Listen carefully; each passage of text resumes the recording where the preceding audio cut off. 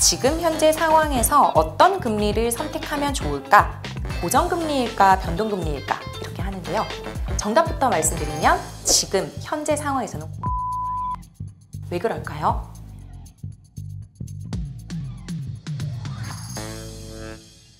네, 우리가 청약에 운 좋게 당첨이 되었다. 그러면 처음에 이제 계약금을 납부해야 되겠죠. 근데 그 계약금이 보통은 분양가의 10% 정도를 가장 많이 납부를 하고요. 근데 그게 시행사마다 달라요. 10%로 고정되는 것이 아니라 뭐 5% 계약금을 내기도 하고 또 최대 20%를 내기도 하고요. 그거는 시행사에서 어떻게 계약금을 몇 프로로 설정을 하겠다라는 거를 이제 정하면 우리가 그에 맞춰서 계약금을 내면 되는데, 그 다음에 이제 준공이 보통 2, 3년 정도 이제 공사를 해야 되잖아요. 하고 나서 우리가 입주를 할 때까지는 그 2, 3년 텀 동안은 중도금 대출을 실행하게 됩니다. 보통 이제 중도금 대출은 DSR을 보지 않고, 즉 소득이 별로 없고 그리고 부채가 다소 많다 할지라도 보증, 즉 HUG, 허그나 HF, 주택금융공사에서 보증을 해주기 때문에 LTV만 보고도 신용불량자만 아니면 중도금 대출을 거의 대부분 다 실행을 해주거든요. 비규제 지역 같은 경우에는 60%다 나가고 규제 지역 같은 경우에는 50% 나가요. 만약에 예를 들어 처음에 계약금을 10% 냈다. 그리고 중도금 대출은 60%, 잔금이 30%다. 이런 구조라면 첫 번째 10% 청약에 대한 계약금 냈고 60%는 중도금 대출로 쭉 가지고 가다가 입주 때 입주 잔금으로 잔금 대출을 30%만큼 이제 받는 거예요. 우리가 계약금은 현금이 있으셔야 되고요. 그 다음에 중도금 대출은 보통은 중도금 대출을 많이 받으시고 DSR을 보지 않으니까 중도금 대출까지는 보통 무난하게 받으시다가 지금은 분양가 제한도 없거든요. 예전에는 이 중도금 대출이 나오는 금액 자체가 9억 원 이하의 분양가인 아파트에서만 나왔는데 이게 12억 원 아래로 되었다가 지금은 분양가 기준이 사라졌습니다. 그래서 모든 아파트에서 중도금 대출을 받을 수가 있는데 규제 지역만 아니면 다 나온다. 이렇게 보시면 되는데 잔금 대출로 가면 DSR을 봐요. 즉 차주, 대출받는 사람의 소득이 부족하면 잔금을 해결하지 못하는 경우가 발생할 수 있기 때문에 반드시 잔금 대출은 내 DSR이 맞춰져야 된다. 즉 소득 준비를 하셔야겠다. 이렇게 보시면 됩니다. 그러면 잔금 대출은 어떻게 되느냐? 분양가 기준으로 대출이 나오기도 하고요. 보통은 청약에 당첨된 게 2, 3년 전이기 때문에 상승장을 만났을 때는 그것보다는 분양가보다는 올랐겠죠. 즉 집단 대출을 실행을 할 때는 분양가 기준으로 대출이 나가는 정책자금 대출도 있지만 보통은 시행사 협약은행이 들어와서 이 집단 대출을 도와주게 되는데 잔금 대출을 그때 감정평가를 다시 합니다.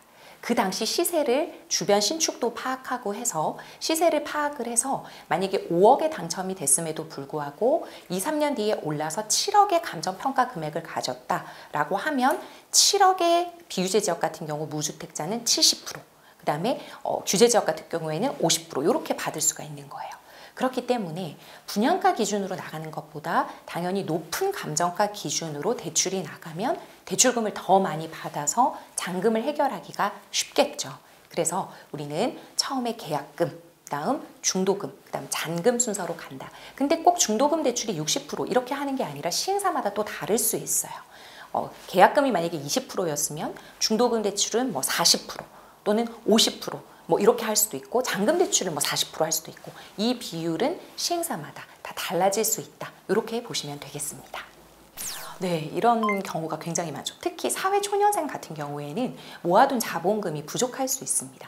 그런 경우에 보통 우리가 대출의 힘을 또 빌린다라고 하면 가장 많이 활용하는 대출이 신용대출이 됩니다. 신용대출은 물론 DSR, 내 연소득 범위 내에서 나가는데요. 일단은 그 신용대출을 받아서, 즉 마이너스 통장이나 이러한 신용대출을 받아서 계약금을 납부하는 경우가 가장 많고요. 또는 회사 다니시는 분들이라면 사내대출도 많이 활용을 하세요. 사내대출이 이제 좀 생소하신 분들은 각 그 회사의 총무부에 한번 연락을 해보시면은요, 이 DSR 규제에 적용받지 않고 회사 복리 차원으로 저금리로 나가는 대출 상품이 있을 수 있어요. 한 작게는 1,000만 원에서 몇백이 될 수도 있지만 그거를 최대한 활용하시는 것도 추천을 드리고, 또 이제 사내대출 중에 DSR은 보지만 금리를 낮게 해서 신용대출 이제 어느 정도 받았으면 또 나머지 모자라는 부분을 이제 덧붙여 주기도 하고요. 또 만약에 이것으로도 부족하다라고 하면 내가 예적금 든 것 있죠. 그거를 깨지 않고 중간에 깨면은 다 못 받을 수도 있으니까 뭐 보험약관 대출이라든지 이런 예적금 담보 대출 같은 걸로도 이런 계약금을 많이 납부를 하고 있습니다. 그러면 어떤 경우가 있냐면 보통 지금 1주택자인 거잖아요. 1주택자가 주택담보대출을 받고 기존 집에 살고 있거나 또는 그 집을 구매한 상태인데 그다음에 청약 당첨된 집은 2주택이란 말이에요.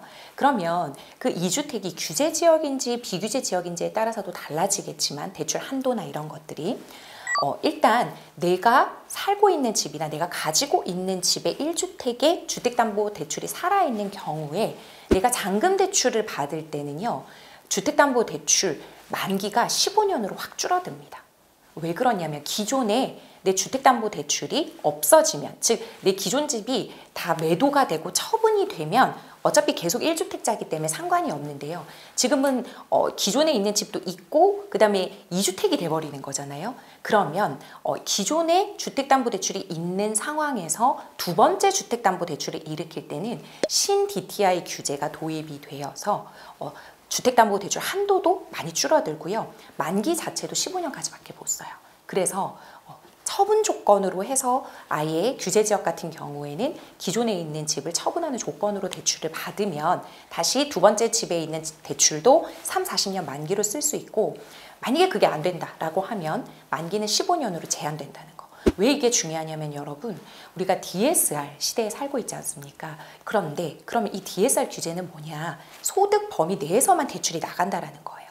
이 DSR에 영향을 주는 세 가지 요소가 있는데 첫 번째 물론 소득이 좋으면 대출이 많이 나가는 건 당연하겠죠. 그래서 본인의 소득을 높이면 대출이 잘 나간다, 무난히 나간다 이렇게 보시면 되는 거고 그 다음에 두 번째는 금리입니다. 요즘에 스트레스 DSR이라고 굉장히 골머리를 앓고 있잖아요. 이 스트레스 DSR이라는 건 일정 가산 금리를 부여해서 그만큼 대출 한도를 낮추는 거예요. 즉 금리가 올라가면 차주의 부담이 높아지고 상환 부담이 높아지면 DSR에서 불리해지니까 DSR에서 불리해진다는 건 대출이 잘 안 나온다는 소리거든요. 그래서 금리가 영향을 주고 세 번째가 대출 만기입니다. 예를 들어 우리가 같은 1억을 빌리더라도 5년 만에 갚는 그 상환 부담과 30년, 40년, 50년에 나눠서 갚는 상환 부담은 완전히 다른 거잖아요. 그래서 대출 만기는 무조건 길면 길수록 좋습니다. DSR에서는요. 유리하게 되어 있어요. 근데 대출 만기가 15년으로 축소가 되어버리면 일반적으로 우리가 주택담보대출을 받을 때는 대출 규제 때문에 40년도 거의 못 쓰고 30년 많이 쓰잖아요. 근데 나이가 되면 또 40년 쓸 수 있는 은행도 있고 그다음에 예전에는 만 34세 미만의 청년이면 또 50년 만기도 쓸 수 있었단 말이에요. 근데 지금 이제 30년까지도 쓸 수 있는데 이것보다 더 못한 15년을 하면 그만큼 대출 한도가 확 축소가 되어 버리는 거니까 대출 만기는 길면 길수록 좋다. 이렇게 정리하시면 되기 때문에 기존의 주택담보대출이 있을 경우에는 두 번째 집, 지금 현재 대출 규제로 설명을 드리면 나오긴 나옵니다. 즉 LTV, DSR 범위 내에서 나오지만 신 DTI 때문에 한도가 많이 줄어들 것이다. 이렇게 보시고 가면 되겠습니다. 보통 이제 말씀드린 대로 중도금 대출을 받고 집단 입주 잔금 대출을 치르게 되는데요. 입주 잔금 대출을 받아서는요. 그동안 우리가 받았던 중도금 대출을 상환해야 돼요. 상환을 먼저 하고 또 잔금 대출 때 마련해야 되는 돈을 또 마련을 해야 우리가 입주장에서 키 불출이라고 하죠. 입주를 할 수가 있어요. 키를 받을 수가 있는데 중도금 상환이 제대로 이루어지지 못하면 우리가 입주 자체를 못하는 거예요. 그리고 중도금을 미리미리 상환해도 상관은 없지만 보통은 입주 잔금 때 상환하는 거를 바탕으로 시행사협약은행들이 많이 처리를 하고 있습니다. 그래서 내가 자기 납부를 하겠다라고 하면 시행사협약은행에서 오케이 자기 납부할 거면은 하시고 중도금 대출을 실행할 거면 실행하세요 이렇게 안내를 해줄 거예요. 중도금 대출이나 잔금 대출 같은 경우에는 집단 대출이기 때문에 반드시 시행사협약은행이 있고 그 은행에서만 이루어지거든요. 그래서 중도금을 중도금 대출을 받아서 납부를 할지 아니면 자기 납부 내가 현금이 있어서 납부할지를 구분을 하셔서 시행사협약은행에게 난 이번에는 이번 회차는 대출 안 받고 자기 납부할 거야 라고 하면 가능하면 그냥 납부하시면 되는 거고요. 보통은 다 대출의 힘을 빌리죠. 오히려 규제지역 같은 경우에는 한 번은 자기 납부를 해야 한다고 했잖아요. 근데 그 경우에도 사실 꿀팁 하나를 드리면 납부를 하지 않고 연체를 한다 하더라도 입주 잔금을 받아서 그 중도금 연체 이자와 함께 상환만 할 수 있다면 입주자 모집 공고문에 혹시나 중도금 대출 연체 이자로 인해서 신용 불량자가 된다든지 기타 불이익이 없다면 일부러 연체를 하셔서 끌고 오시는 분들도 있어요. 그렇게 해서 잔금 해결을 하시고 나아가시는 분들이 있어요. 예전에는 일부러라도 그렇게 중도금 대출 연체를 한 이유가 중도금 대출 연체 이자가 일반 주택담보대출 이자보다 싼 거예요. 그래서 굳이 신용대출까지 무리하게 일으켜서 금리 높은 걸 받아서 중도금 대출을 상환하려는 것보다 오히려 연체이자가 더 싸니까 일부러 연체를 하시는 분들도 있었거든요. 그래서 본인의 상황에 맞게 그렇게 하시면 되는데 우리는 지금 금융 자본주의 시대에 살기 때문에 여러분 대출은 연체 없는 상환이 가장 중요해요. 그래서 연체를 이렇게 했을 때 시행사 협약은행에 하나는 물어보셔야 돼요. 내 신용 점수가 많이 떨어지고 급감을 하게 되는지. 왜냐하면 신용 점수가 너무 급감을 하게 되면 기존에 받고 있는 대출이 있다면 연장이 안 될 수도 있고 내가 전세자금 대출이 막힐 수도 있고 내가 원하는 한도만큼 대출을 못 받을 수도 있거든요. 그래서 신용 점수 관리도 굉장히 잘 하셔야 되는데 이렇게 연체를 하게 되면 보통은 신용 점수가 떨어질 수도 있기 때문에 신용 점수가 떨어지는지 떨어지지 않는지를 잘 파악을 해보시고 전략적으로 한번 가져가 보시는 게 좋겠다. 이렇게 말씀드립니다. 이게 상당히 지금 굉장히 골머리를 앓고 계시는 분들도 있고 마음 쪼리는 분들도 있을 거예요. 입주가 코앞인데 지금 잔금 대출 안 나오면 어떡하란 말이냐 이런 거잖아요. 근데 사실 지금 이렇게 은행 대출 규제 중에서도요. 여러분 시행사 협약은행은요. 한 군데만 들어오지 않아요. 안 해주는 은행만 있는 게 아니라 반드시 실행해주는 한 군데 은행은 있기 때문에 중도금 대출이 실행되고 잔금 대출만 앞두고 있는 은행이라면 반드시 되는 은행은 한두 군데 남아있기 때문에 그 은행에 달려가셔서 받으시면 되는 거고요. 문제는 잠실 레미안 아이파크처럼 지금 청약 경쟁률이 엄청 낮던 앞으로 중도금 대출이 실행이 될 거고 잔금 대출이 실행이 될 그러나 아직까지 어떤 식으로 시행사 협약은행이 들어와서 대출을 형성할지 모르는 그런 단지들이 문제가 될 수가 있어요. 왜냐하면 규제에 더 세게 맞을 수도 있기 때문에 그래서 이미 기존에 내가 중도금 대출까지 다 납부를 했고 입주가 코앞인 입주장 그러한 그 신축 아파트 같은 경우에는 거의 대부분 구제를 해줄 거고요. 보통은 다 그렇게 해왔으니까 앞으로 청약을 받아서 들어갈 단지들에 대해서는 입주자 모집 공고문도 잘 읽어보시고 시행사 협약은행 잘 상담을 받으셔서 대출 전략을 세우셔야 합니다. 네, 여러분 왜냐하면 신축 아파트 같은 경우에는 보통 보존 등기가 늦게 나와요. 보존 등기는요, 우리가 은행에서 대출이 나가면 이 차주가 돈을 빌려갔다라는 증빙을 근저당을 설정을 등기부 등본에 하죠. 그러한 등기부 등본이 나오는 등기, 즉 보존 등기가 늦게 나오면 은행 입장에서는 대출이 먼저 나갔는데 채권 회수를 그리고 안전하게 확보할 수가 없잖아요. 그렇기 때문에 나중에 등기가 나오는 이러한 그 잔금 대출에는 일반 은행들이 잘 들어가려고 하지 않아요. 그러면 시행사랑 협약이 된 은행한테 시행사가 말을 하는 거예요. 일단 우리가 미분양도 없었고 집단 대출까지 잘만 해주면 그 집단 대출 다 받아서 갚을게. 오케이, 내가 먼저 대출이 나가고 후에 등기가 나면 근저당을 설정을 할게. 그래서 내가 그렇게 안전하게 채권 확보하게 도와줘. 이렇게 할 수가 있는데 일반 은행들은 그러한 보장이 없잖아요. 그렇기 때문에 이 대출 차주가 못 갚아버리면 다 경매 넘어가면 그 입주장에 몇만 명이 있을 수도 있는데 굉장히 문제가 되겠죠. 그렇기 때문에 시행사 협약은행에서만 중도금 대출과 잔금 대출을 실행하게 되고 중도금 대출이 실행된 그 협약은행이 반드시 집단대출은행으로 들어온다는 보장이 없어요. 중도금 대출 은행과 잔금 대출 은행은 다를 수 있습니다, 여러분. 그래서 이 잔금 대출의 시행사 협약은행을 여러분들이 가장 잘 알아보셔야 되는데 보통은 이런 잔금 대출 시행사 협약은행을 언제 알 수 있냐면 사전 점검 때 알 수 있습니다. 우리가 이 집이 잘 지어졌는지 보통 입주 2-3달 전에 가서 사전 점검을 하잖아요. 그때 집만 보지 마시고 지하 부스나 1층에 대출 상담사 부스가 쫙 깔려요. 그때 들어오는 시행사 협약은행들에게 가서 좀 많이 상담을 잘 받아보시고 그중에서 가장 조건이 맞는 은행에 내가 대출을 내면 되겠다. 이렇게 보시면 됩니다. 예를 들면 차주의 조건에 따라서 조금 달라지는데요. 나는 금리가 중요해. 즉 무조건 저리로 받는 게 중요해라고 하면 정책자금 대출을 알아볼 수가 있는데 지금 문제는 디딤돌 대출의 규제가 들어오기 시작했습니다, 여러분. 디딤돌 대출이나 신생아 특례 같은 경우에는요.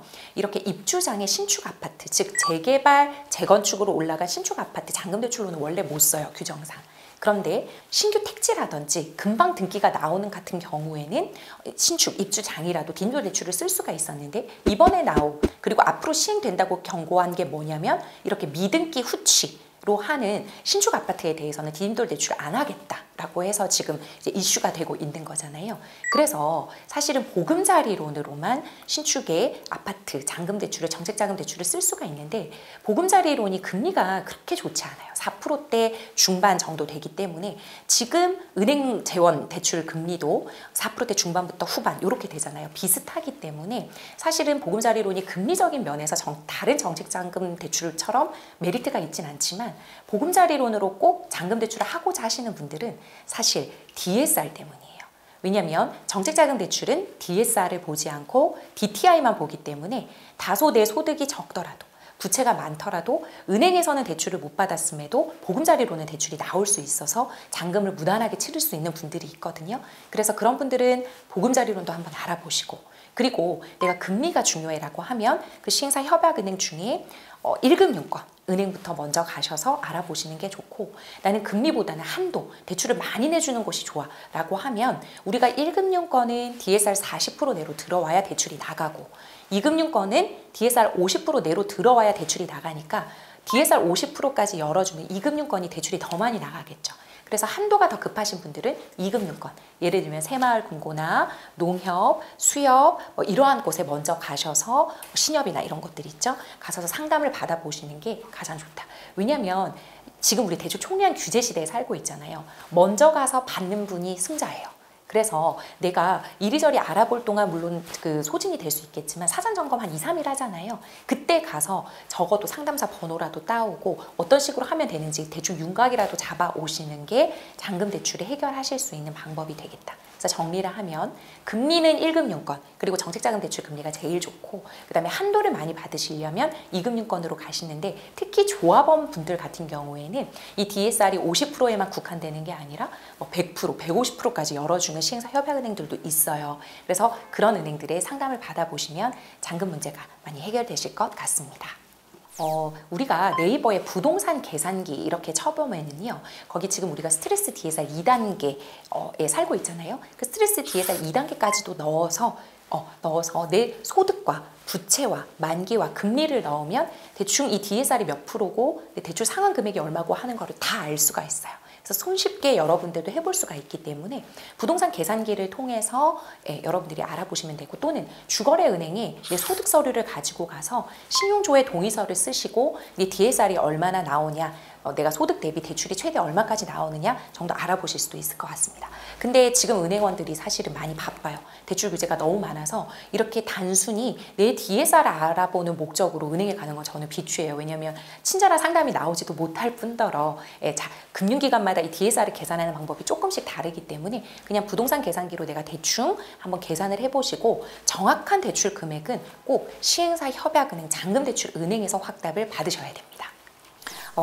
예를 들면 이런 거죠. 실거주를 할 때는 최대한 내가 대출을 받아야 되는 건데 지금 실거주 유예가 3년 이제 정도 미뤄졌잖아요. 그러면 전세금을 받아서 즉 전세입자를 들여서 내가 잔금을 칠 수가 있는데 그럴 경우에 만약에 내가 조금이라도 이 임대인 입장에서 대출을 받고 전세입자가 동의를 한다면 그렇게 되면 임대인의 주택담보대출 일부 금액과 전세보증금의 합계가 감정평가 금액의 한 80% 내로 들어오면 보통 주택담보대출도 나가고 임대인의 전세자금 대출도 나가거든요. 근데 문제는 지금 조건부 전세자금 대출이 막혔지 않습니까? 즉 이렇게 입주장에서도 전세입자의 전세금 근데 그게 전세자금 대출이 섞여 있다라고 하면 그걸 갭투기라고 보고 그 전세자금 대출을 조건부 전세자금 대출이라고 해서 안 해주겠다라는 은행이 대부분이에요. 근데 여전히 하나은행과 제일은행 같은 경우에는 이 조건부 전세자금 대출도 다 실행을 해줍니다. 그래서 여러분들이 한번 잘 알아보시고 조건부 전세자금 대출 되는 은행에서 전세입자 구해서 전세보증금으로 잔금을 치시게 되면 전세보증금이 무이자 레버리지잖아요. 가장 레버리지 수익 효과를 가져갈 수 있고 만약에 동의가 된다면 앞에 임대인이 조금 대출을 받는 것 근데 이거 두 개를 동시에 세팅할 수 있는지는 또 시행사 협약은행과 원만한 그러한 상의가 돼야 되겠죠. 그래서 우리가 처음에 봤던 대출을 많이 받아서 실거주하는 방법 두 번째 전세 보증금 받아서 레버리지 수익률을 극대화하는 것, 그리고 내가 대출도 많이 받고 내가 직접 들어가서 살진 않지만 월세입자 드리는 방법도 있죠. 전세입자가 아니라 월세입자 들여서 내가 그 집을 이제 가지고 가는 것, 이러한 방법이 있어요. 근데 그럴 경우에는 내 대출금이 많이 들어갈 수가 있기 때문에 전세 레버리지 수익률보다는 덜 할 수 있지만 그래도 내 자본금을 최소화할 수 있는 방법은 됩니다.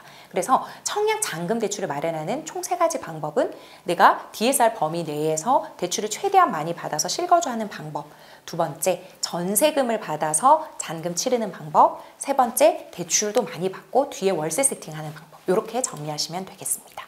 근데 여기서 우리가 한 가지 조금 짚고 넘어가야 될 거는 디딤돌 대출이 지금 뜨거운 감자잖아요. 왜냐하면 디딤돌 대출이라고 하는 건 대표적인 서민 실수요자 대출인데, 예를 들어 이러한 재건축 재개발 신축 아파트 단지가 아니라 그냥 택지지구에서 올라온 바로 이제 등기가 한 2-3개월 내로 나올 수 있는 그런 입주장에서는 디딤돌 대출도 잔금 대출로 쓸 수 있었단 말이에요. 그런데 갑자기 이렇게 디딤돌 대출 규제가 들어오면서 이러한 미등기, 후취로 담보하는 그런 신축 아파트에 대해서는 대출 안 해주겠다. 근데 이것만 있는 게 아니라 2번째는 뭐냐면 생애 최초로 대출이 LTV 최대 80%까지 소득 범위 내에서 나가는데, 왜냐면 디딤돌도 DTI를 보니까요. 근데 이 LTV 80%가 아니라 70%로 낮추겠다라고 한 거예요. 예를 들어 분양가 4억인데 생애 최초면 총 3억을 받을 수 있거든요. 원래 디딤돌 대출의 최대 한도는 2억 5천입니다. 근데 생애 최초만큼은 3억까지 해주는데 이게 LTV 80% 내로 들어와야 돼요. 그래서 4억에 80%, 3억 2천이지만 한도가 3억이기 때문에 3억이 DTI 규제에 들어오면 다 나갈 수 있었는데 이게 70%로 낮아지는 거예요. 근데 여기서 또 그치는 게 아니라 반공제를 한 번 더 하겠다라고 합니다. 이 반공제라는 건 뭐냐면 최우선 변제금을 공제를 하면서 대출을 LTV 비율만큼 많이 받아갈 수 있는 건데요. 예를 들면 이런 거예요. 내가 비규제 지역에 10억짜리 아파트를 사는데 무주택자 기준으로 LTV 70%까지 받을 수 있단 말이에요. 그러면 10억에 70% 7억이 대출이 나가야 되잖아요. 물론 DSR 범위 내에서. 근데 7억이 다 나가는 게 아니라 여기서 한 번 더 반공제라는 걸 하게 됩니다.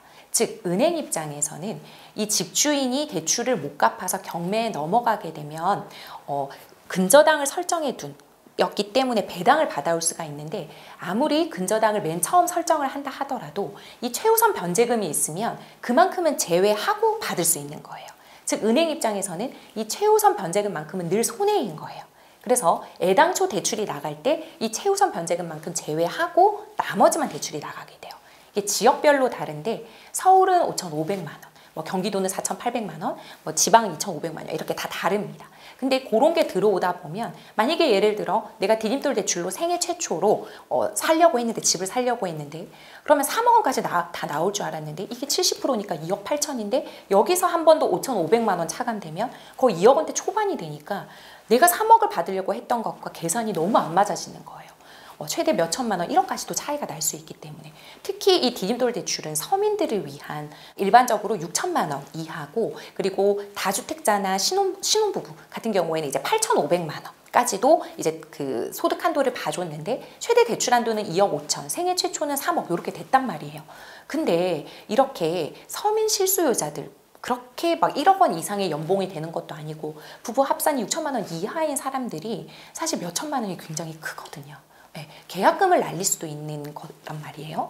그래서 갑자기 이렇게 규제가 나와버리면 서민 실수요자들에 대한 피해가 있을 수 있다. 이거는 금융위나 금감원에서 말한 서민 실수요자들한테는 피해가 없게 하겠다라는 것과는 위배되는 말이기 때문에 사실 이런 정책을 내실 때는 계약금까지 낸 그런 가정들은 다 구제를 해주시는 게 좋을 것 같고, 소급 적용은 안 하시는 게 좋을 것 같고, 언제 정도 이제 나온다 그 이후는 어차피 알고 가는 거잖아요. 그러니까 대비가 될 텐데 모르고 당하는 일은 없도록, 특히 서민 실수요자들의 피해가 좀 방지되면 좋겠다, 이런 생각을 해봅니다.